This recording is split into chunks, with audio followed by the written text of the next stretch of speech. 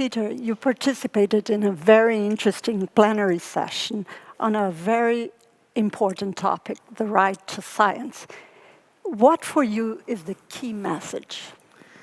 The key message since yesterday and including the panel this morning is how much in a world with increasing complexities of challenges, we need a different kind of cooperation between science and frontline workers on challenges, be them in conflict, climate change, pandemics, or the combination of all of it.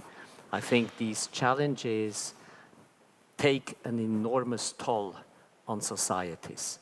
And if we don't mobilize science in order to find evidence-based political solutions to those problems, we will be, and mankind will be, in a very difficult situation.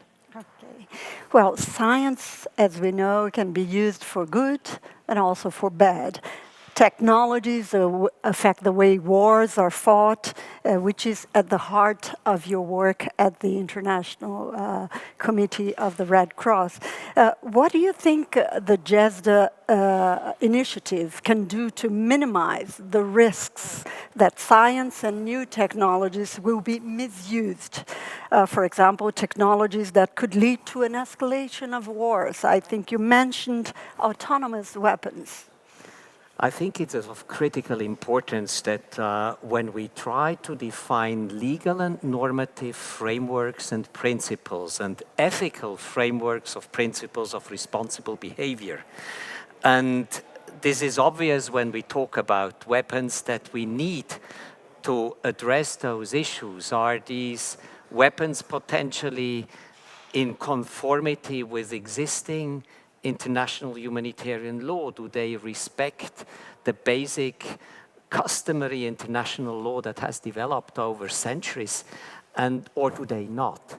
And in order to address those normative frameworks for what is coming in the pipeline of science to the battlefields, we need, of course, these strong interactions with the scientific community. We need advice, we need differentiation, we need those who, with a scientific mind, have the potential to see where is the evolution going and how does this relate with the ethical and normative frameworks which we need to apply.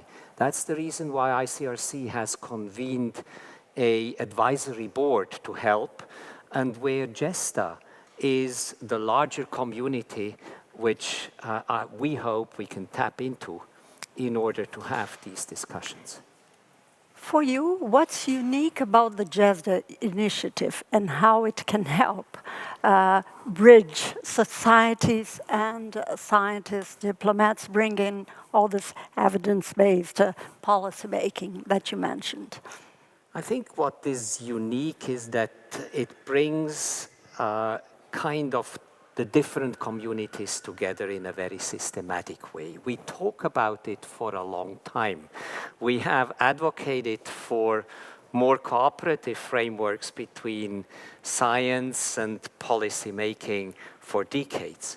But we haven't actually had frameworks of cooperation, systematic previews and outlooks as we have it in GESDA. And I think the radar that we have seen of emerging cutting-edge science and a more systematic and institutionalized reflection on what science will bring tomorrow and how the positive dimensions of science can be leveraged to find solutions and the negative mitigated is what GESDA brings as a framework, and this is immensely valuable. As somebody has said this morning, 10 years ago, we wouldn't have imagined to talk about the human rights of science with a community like the one participating this morning.